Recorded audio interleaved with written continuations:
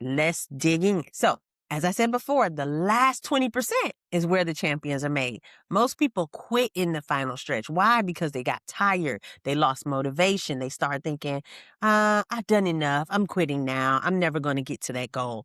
So they stop even before they finish. But you're not most people. You're still here. And I'm so excited that you're committed to pushing through and doing this. Endurance is not just about pushing through pain, though. It's about maintaining your commitment even when that motivation we talked about before, even when that motivation fades.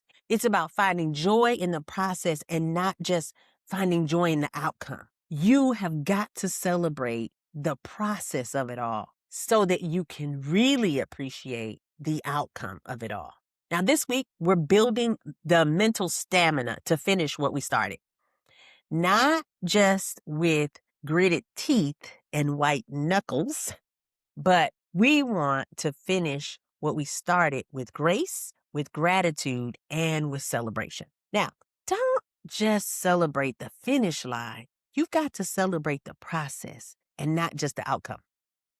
Most people wait until they arrive, quote unquote, to celebrate, or they wait until they have actually achieved their goal to do some celebrations. Like once the business has been launched, or once they've lost the weight, or once they've gotten a degree.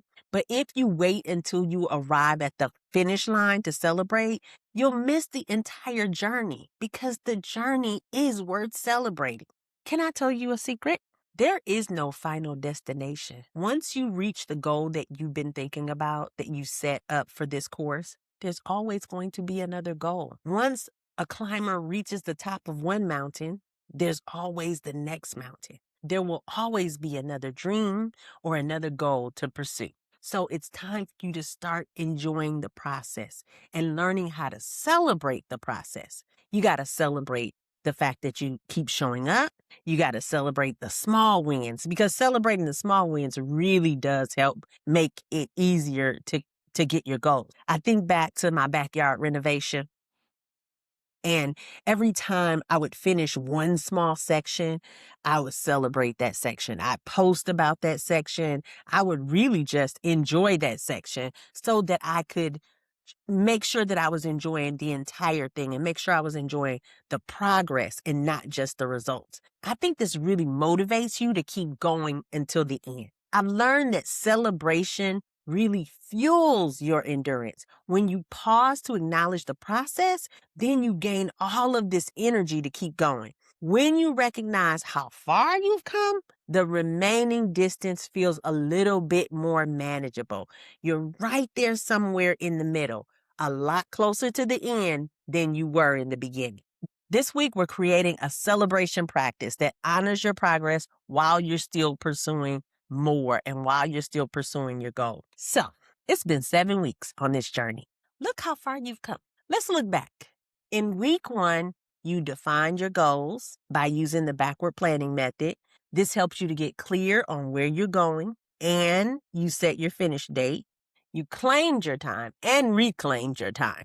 You identified your 5 to 9 hours and you protected them fiercely. In week 3, you built on your foundation by identifying your strengths and you started building daily habits. In week 4, you protected your focus and you blocked out distractions. And I taught you how to make sure you were prioritizing ruthlessly. In week 5, we faced our fears, didn't we? You challenged those limiting beliefs and you took some brave action. In week 6, you stayed steady. You built resilience and you created systems for consistency. That is incredible progress. And that is worth you celebrating. Now, we're not done yet. We still got to do week 8. But beyond that, the real work of living out your goals, it continues. So this week, we're doing 2 things. We're enduring the challenges of the final stretch, and we're celebrating every win along the way. So I said this earlier, celebration fuels your endurance, your ability to stick with it. When you pause to acknowledge the progress that you've made, you gain the energy to keep going. One of my core practices is a weekly celebration. Every Friday, I review my week and I look to see what are those 3 things I did this week that I feel good about? What were my wins? Now, these don't have to be big things, but I look back and I decide, I recorded 2 episodes of the podcast. Oh, I was able to make a connection so that I can get a podcast guest. Oh, I edited 5 episodes. I always look back and see what did I do that was worth celebrating. And I celebrate. Sometimes those celebrations are as simple as I showed up even when I didn't feel like it, or I completed this horrible thing that I didn't want to do. I was avoiding it, but I got it done. And other times it's I learned something valuable from failure. Something went wrong, but what did I learn? And actually I spend time celebrating that. I know that sounds crazy, celebrating failure, but all things work together, right? Now, this practice keeps me grounded in gratitude and it keeps me motivated to continue. It reminds me that progress is happening even when it feels slow and even when it feels invisible. This week, you're creating your own celebration practice. You're identifying your wins from your past 7 weeks. What did you do? I want to hear about it. You're building gratitude for how far you've come because recognition creates momentum. Whenever you celebrate, you get more energy to just keep going. So I want you to celebrate. Write down and share your wins with us. Now, let's build endurance for the final stretch. First, I need you to acknowledge where you are right now. On a scale of 1 to 10, how's your energy? As it relates to your goals, how motivated are you right now? And how do you feel about finishing? I need you to be honest. Second, I need you to identify your finish line challenges. What might be preventing you from finishing strong? Is it exhaustion? Is it a loss of motivation? Are there some life circumstances that might keep you from reaching your goal? Is it, like me, perfectionism? You just are majoring in the minor? Or is it distraction? Go back to your notes about those distraction blockers. What was your distraction blocking plan? Third, I want you to create an endurance plan. For your biggest challenge, what will you do? Fourth, I want you to revisit your why. When you want to quit, I want you to remember why you started this thing in the first place and then write it down. Put it where you can see it so that when things get hard, you can keep going back to it. Fifth, I want you to apply the 1% better rule. You don't have to sprint to the finish line. You just have to keep moving forward. And I want you to think, what's 1% better than last week? What can I do that's 1% better than last week? All of these exercises are on the practical exercise page. So I need you to do them because your endurance depends on it.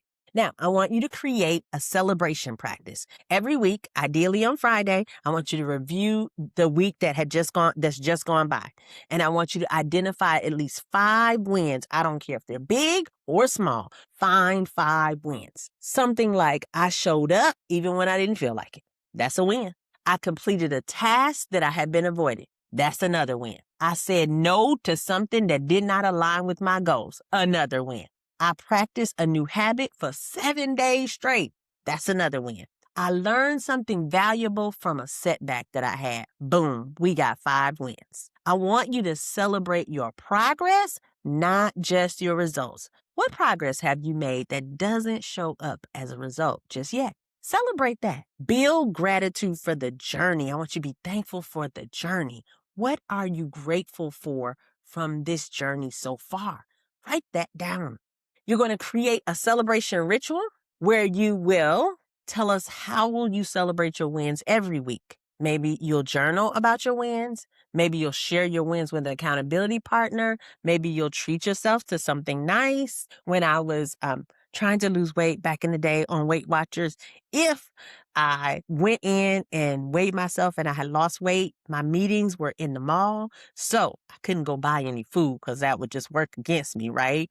I would always go and buy a new shirt or a new pair of pants or some jewelry or something to celebrate myself along the way. I hadn't met my goal weight yet, but every time I had a win, I'd come out of that meeting and I'd go right to one of those stores and buy myself something small. Not something that costs a whole lot of money, but just something that made me feel good about making just that little bit of progress. Another way, of course, is you can post in the community. Tell us about your wins. This is a community that celebrates wins. We want to see you winning, okay? It will fuel me if I see you posting your wins. So I want you to celebrate your wins. And then I want you to plan what your milestone celebration will be.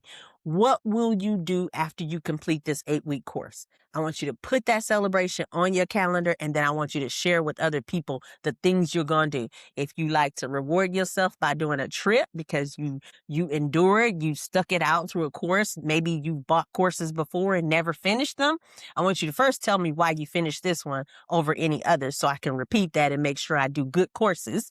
But second, I want to find out what you did to celebrate yourself. Because if you go on a trip or you do anything like that, I'm going to be there with you virtually. Take all the pictures. Make me feel like I'm part of that trip too.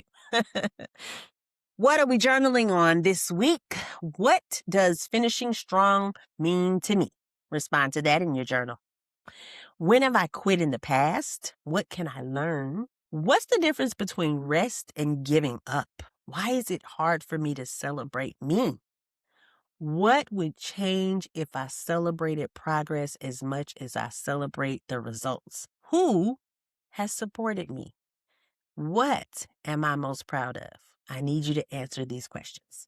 All right, our scripture for this week is Hebrews 12, 1 through 2. Let us run with endurance the race that is set before us, looking to Jesus, the founder and the perfecter of our faith. Run with endurance means not sprinting and not walking, but running with endurance. Keeping your eyes on Jesus. He started your faith. He'll perfect it. He'll help you finish it. Remember, I told you before, you're not in this alone. Now keep going.